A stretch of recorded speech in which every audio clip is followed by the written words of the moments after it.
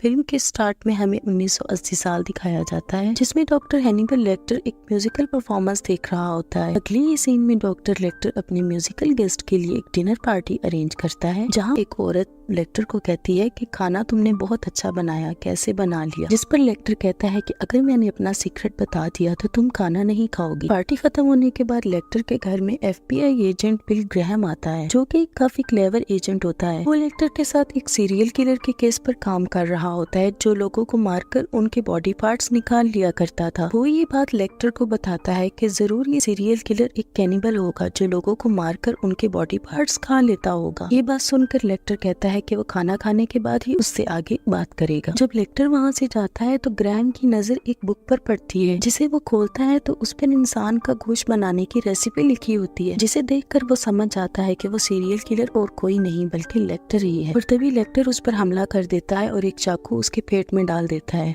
Graham फौरन से gun निकालता है और उस पर फायर करता है, जिससे लेक्टर बेहोश हो जाता है और पकड़ा जाता है। ये खबर चारों तरफ फैल जाती है कि डिटेक्टिव ग्राहम ने हैनिबल लेक्टर को पकड़ा है। ये कहानी हमें कुछ साल बाद की दिखाई जाती है। एक स्पेशल एजेंट जैक ब्रोफोर्ड उसके घर आता है और उसे एक सीरियल किलर के बारे में बताता है, जिसने 2 फैमिलीज को मारा होता है। FBI ने सीरियल किलर का नाम टूथ फेरी रखा होता है, जो अपने विक्टिम्स की आंखें निकाल लिया करता है और उसके दांत काफी शार्प होते हैं, जिससे वो उन्हें खाता है। ब्रोफोर्ड यहाँ ग्रैहम से मदद मांगने आया होता है ताकि वो इन्वेस्टिगेशन करके टूथ फेरी को पकड़ सके, क्योंकि सिर्फ वही था जो उसको पकड़ सकता था। ग्रैहम ये सब सुनता है और उसकी हेल्प के लिए राजी हो जाता है। वो अपनी वाइफ को कहता है कि वो सिर्फ इन्वेस्टिगेशन में उनकी हेल्प करेगा और वापस आ जाएगा। अगले दिन ग्रैहम फैमिली के घर जाता है, जो टूथ फेरी के पहले विक्टिम थे, और वो वहाँ के सारे आईने टूटे हुए देखता है। इससे उसे ये साबित हो जाता है कि टूथ फेरी एक बदसूरत इंसान था, जिसे इतना चेहरा देखना बिल्कुल भी पसंद नहीं था। उसके बाद बेड देखता है जहाँ पर काफी खून होता है, जिससे उसे पता चलता है कि उसने मिस्टर लीड का गला काटा था और मिसेस लीड को गोली मारी थी। इसके बाद ग्रैहम बच्चों के कमरे में जाता है। पता चलता है कि इसके बाद वो बच्चों के कमरे में आया और उनको गोली मारी और बच्चों को घसीट कर mister lead and Mrs lead के बेडरूम में ले गया और शीशे के छोटे छोटे टुकड़े उनकी आंखों में डाल दिए। अब वो ये बात ब्रोफोर्ड को बताता है और सोचने लगता है। वो मिसेस लीड की पोस्टमार्टम रिपोर्ट देखता है, जिसमें उनकी थाई पर पाउडर मिला होता है, जिसे देखकर वो समझ जाता है कि जरूर टूथ फेरी ने मिसेस लीड को टच किया होगा। उसके बाद उसने मिसेस लीड की आंखों में शीशा डाल दिया। वो मिसेस लीड का पोस्टमार्टम दोबारा से करवाता है, जिसमें उसकी आंखों के अंदरूनी हिस्से में टूथ फेरी का फिंगरप्रिंट मिला है। ग्रैहम को लाउंस नाम का एक रिपोर्टर मिलता है, जिसने उसके बारे में लेक्टर के केस में बुरी खबर छापी थी। ग्रैहम उसका कॉलर पकड़ लेता है और उसे दूर रहने के लिए कहता है। ग्रैहम बताता है कि इस कातिल को पकड़ने के लिए उसको लेक्टर की मदद चाहिए होगी, क्योंकि आज तक उसने जितने भी केस सॉल्व किए हैं डॉक्टर लेक्टर ने उसका साथ दिया था। इसके बाद ग्रैहम जेल जाता है, जिस पर लेक्टर उसे कहता है कि वो जानता है कि तुम यहाँ पर क्या करने आए हो। तुम एक सीरियल किलर को पकड़ने के लिए मुझसे हेल्प लेने आए हो। ग्राहम उसे उस केस की फाइल देता है, जिस पर लेक्टर उससे टॉन्ट मारता है और कहता है कि 1 घंटे में वो उसे सोचकर बताएगा कि उसने उसकी हेल्प करनी है या नहीं। 1 घंटे के बाद ग्राहम जब लेक्टर के पास जाता है तो वो उसे बताता है कि वो सीरियल किलर औरतों को कठपुतली की तरह समझता है और वो औरतों को चांद की चौधरी रात को मारता है, क्योंकि उसे ये चीज बहुत पसंद होती है। खून का रंग उसे बहुत काला और अच्छा दिखाई देता है। ग्रैहम ये बात सुनकर बाहर आ जाता है और वही रिपोर्टर उसकी फोटोज खींच लेता है और न्यूज़पेपर में छाप देता है कि ग्रैहम अब वापिस आ चुका है और लेक्टर की मदद से वो टूथ फेरी को पकड़कर ही रहेगा। अगले ही दिन ग्रैहम फिर से लीड्स के घर जाता है, जहाँ पर उसे एक फैमिली वीडियो टेप मिलती है और वो उसे देखता है। और उसके बाद वो टूथ फेरी के दूसरे विक्टिम जैकोबिस के घर जाता है, जहाँ तलाशी लेते हुए वो उनके घर के बाहर एक दरख्त पर ये निशान पाता है। फिर हमें टूथ फेरी दिखाया जाता है, जो अपने बहुत ही बड़े घर में रहता है। वो अपने चेहरे पर मास्क लगा कर रखता है। टूथ फेरी का असली नाम फ्रांसिस होता है और वो अपने लॉकर से एक बहुत बड़ी सी किताब निकालता है, जिस पर पहले पेज पर लिखा होता है रेड ड्रैगन। वो बुक उसकी डायरी होती है, जिसमें उसने अपने बचपन से लेके मर्डर तक सब कुछ लिखा होता है। बचपन में उसकी दादी उसे बहुत डांटा करती थी, क्योंकि उसका चेहरा बहुत ही बदसूरत था और अब उसने काफी प्लास्टिक सर्जरीज करवा ली थी, जिससे वो काफी बेहतर दिखने लगा था। वो उस डायरी में ग्राहम की छपी खबर चिपकाता है और उसे पता चल गया होता है कि ग्रैहम इस केस में डॉक्टर लेक्टर के साथ काम कर रहा है। अगले ही दिन ग्राहम लेक्टर के पास जाता है और उसे वो साइन दिखाता है, जो जैकोबिस के घर के बाहर एक दरख्त पर उसे नजर आया था। इस पर डॉक्टर लेक्टर एक फ्रेज बोलता है कि जो लोग दुनिया को समझ नहीं पाते उनको ही लोग इस्तेमाल करते हैं। डॉक्टर लेक्टर उसको ये भी बताता है कि वो कातिल अपने काम में काफी महारत हासिल करना चाहता है। लड़कियों को मारता है, जिससे उसे लगता है कि वो रेड ड्रैगन बन जाएगा।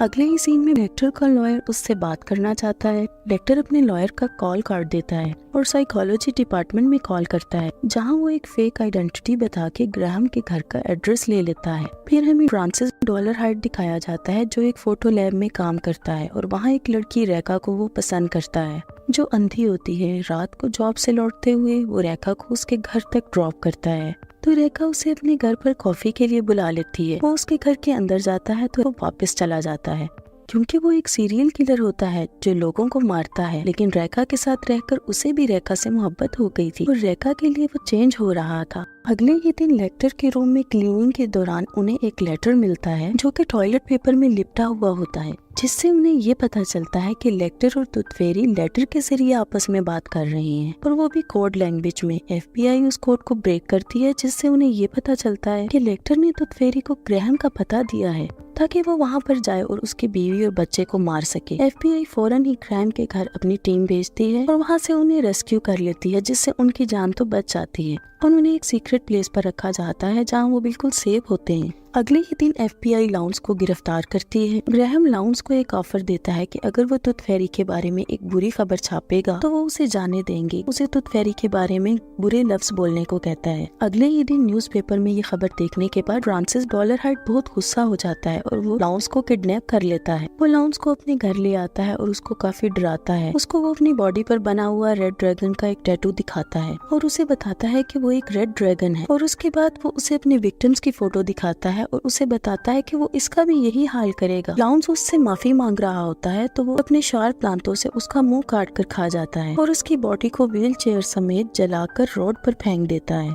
वो उसके रिकॉर्डेड बयान को FBI के पास भेज देता है, जिसमें लाउंस ने कहा होता है कि टूथ फेरी एक महान रेड ड्रैगन है और वो उसकी खिदमत करना चाहता है। अगले दिन ग्राहम लेक्टर के पास जाता है और वो उसे टूथ फेरी को उसके पास भेजने के लिए कहता है ताकि वो उसको पकड़ सके, जिस पर डॉक्टर लेक्टर उसको बताता है कि किसी ऐसे आदमी को ढूंढो जिसके चेहरे पर काफी सर्जरीज हैं और उसकी कमर पर रेड ड्रैगन का टैटू है। ग्राहम उसे कहता है वो जानता है कि उसकी बैक पर रेड ड्रैगन का टैटू है और उसके चेहरे पर सर्जरीज हैं। वो उसके बारे में कुछ और बताने को कहता है, जैसे कि वो अपने विक्टिम्स कैसे चुनता है, जिस पर लेक्टर उसे कहता है कि उसने इस बात का जवाब उसे पहले ही दे दिया था, लेकिन उसने उसकी बात पर गौर नहीं किया, तो अब उसे खुद वो ढूंढना होगा। लेक्टर अपनी इन्फॉर्मेशन के बदले अच्छा खाना और म्यूजिक मांगता है। इधर फ्रांसिस डॉलरहाइट रेखा को लेकर हॉस्पिटल जाता है और रेखा उसके साथ बहुत खुश होती है और उसके घर जाती है और वो दोनों वहाँ काफी टाइम स्पेंड करते हैं। अगले ही दिन जब डॉलरहाइट उठता है तो उसके अंदर का सीरियल किलर उसे रेखा को मारने के लिए कहता है, लेकिन डॉलरहाइट को वो पसंद होती है और वो उसकी नहीं सुनता। रेखा के लिए वो अपने आप को गोली मारने वाला होता है। इसके बाद वो म्यूजियम जाता है और वहाँ पर 2 एम्प्लॉयज को मार देता है और रेड ड्रैगन की सबसे पुरानी पेंटिंग को खा जाता है। वो ये सब इसलिए करता है क्योंकि वो रेखा के साथ रहना चाहता है। सिर्फ रेखा ही थी जो उसको समझती थी और उससे प्यार करती थी, इसीलिए वो अपने अंदर के सीरियल किलर रेड ड्रैगन को मारना चाहता है ताकि वो रेखा के साथ रह सके। इधर ग्रैहम को पता चलता है कि उन दोनों फैमिलीज की फैमिली वीडियोस एक ही स्टूडियो में बनाई गई थी। लेक्टर अपनी इन्फॉर्मेशन के बदले अच्छा म्यूजिक एंजॉय कर रहा होता है। ग्रैहम उस स्टूडियो में जाता है जहाँ उसे पता चलता है कि फ्रांसिस डॉलरहाइट टूथ फेरी है और वहाँ से वो उसका एड्रेस भी ले लेता है और अपनी टीम के साथ उसके घर जाने की तैयारी करता है। डॉलरहाइट ने ग्रैहम को अपने स्टूडियो में देख लिया होता है और वो रेखा के पास जाता है, जहाँ वो देखता है कि रेखा अपने मेल फ्रेंड के साथ बात कर रही होती है। वो मेल फ्रेंड जैसे ही उसके घर से बाहर आता है, डॉलरहाइट उसके पेट में चाकू मार देता है और उसे मार डालता है। उसके बाद वो रेखा को क्लोरोफॉर्म से बेहोश कर देता है। वो पूरे घर में पेट्रोल गिरा देता है और आग लगा देता है। वो रेखा को कहता है कि वो उसे नहीं मार सकता क्योंकि वो अब भी उससे प्यार करता है, और ये कहकर वो शॉटगन चलाता है, जिसकी आवाज से रेखा डर जाती है और तभी उसका हाथ डॉलरहाइट की डेड बॉडी पर पड़ता है, जिससे वो समझ जाती है कि डॉलरहाइट मर गया है। वो फौरन से रास्ता देखकर घर से बाहर आ जाती है और वहाँ पर FBI टीम भी आ जाती है, जिस पर रेखा उन्हें बताती है कि डॉलरहाइट ने अपने आप को गोली मार ली है और तभी उसका घर ब्लास्ट हो जाता है और ग्राहम उसे कहता है कि उसके प्यार ने उसे बदल दिया था और वहाँ से चला जाता है। अगले ही दिन ग्रैहम अपनी फैमिली के साथ टाइम स्पेंड कर रहा होता है और अपनी बीवी मॉली और बेटे जॉश के साथ एक बीच हाउस पर रह रहा होता है। तभी जॉश घर के अंदर जाता है कुछ लेने, लेकिन वो बाहर नहीं आता और ग्राहम खुद जाता है उसे ढूंढने के लिए और घर में उसे कुछ अजीब सा लगता है। इधर फोरेंसिक से पता चलता है कि जो हड्डियां उस जले हुए घर में मिली हैं वो डॉलर हाइट की नहीं है, यानी कि डॉलर हाइट अभी जिंदा है। क्रोफोर्ड फौरन से ग्रैहम के घर कॉल करता है उसे ये बताने के लिए। इधर ग्रैहम एक चाकू उठाता है और जॉश को ढूंढने लगता है और वो अपने घर में शीशे टूटे हुए पाता है। तभी कॉल पर क्रोफोर्ड उसे बताता है कि डॉलर हाइट अभी जिंदा है। ग्राहम जॉश के रूम में जाता है जहाँ वो देखता है कि टूथ फेरी ने उसके बेटे को पकड़ रखा है। वो ये बात जानता है कि टूथ फेरी ने बचपन से बहुत ही टॉर्चर सहा है, जिस पर वो अपने बेटे को डांटने लगता है, जिसे सुनकर टूथ फेरी को अपने बचपन की याद आ जाती है कि किस तरह उसकी दादी उसे डांटा करती थी और वो उस बच्चे को छोड़ देता है और ग्रैहम को मारने के लिए उसके पास जाता है और उन दोनों के बीच काफी झगड़ा होता है, जिस पर ग्रैहम टूथ फेरी को जख्मी कर देता है और जॉश को लेकर एक दूसरे रूम में चला जाता है। तभी मॉली उन्हें ढूंढते हुए घर में आती है और टूथ फेरी उस पर गन पॉइंट करता है। तभी ग्रैहम मॉली को नीचे झुकने के लिए कहता है और वो दोनों आमने सामने हो जाते हैं और गोलियां चलाने लगते हैं, जिस पर दोनों को गोली लग जाती है और जख्मी हो जाते हैं। ग्रैहम मॉली को गन देता है और कहता है कि टूथ फेरी को मार दो। मॉली वो गन लेती है और टूथ फेरी के माथे पर शूट करती है, जिससे वो मर जाता है। इस हादसे के बाद ग्रैहम FBI से फुल रिटायरमेंट ले लेता है और अपनी फैमिली के साथ कहीं और रहने के लिए चला जाता है। डॉक्टर लेक्टर उसे एक लेटर भेजता है जिसमें उसने लिखा होता है कि वो उसे कभी ना भूले, क्योंकि उसने उसकी हेल्प की है केस सॉल्व करवाने में। जिस पर ग्रैहम ये लेटर पढ़कर समझ आता है कि जरूर लेक्टर ने टूथ फेरी को ये सब करने पर मजबूर किया होगा ताकि वो ग्रैहम की बीवी और बच्चे को मार डाले और लेक्टर ग्राहम से अपना बदला ले सके। ग्राहम जैसे ही वो लेटर पढ़ता है उसको फाड़ कर फेंक देता है। इसी के साथ कहानी एंड हो जाती है। Thank you for watching.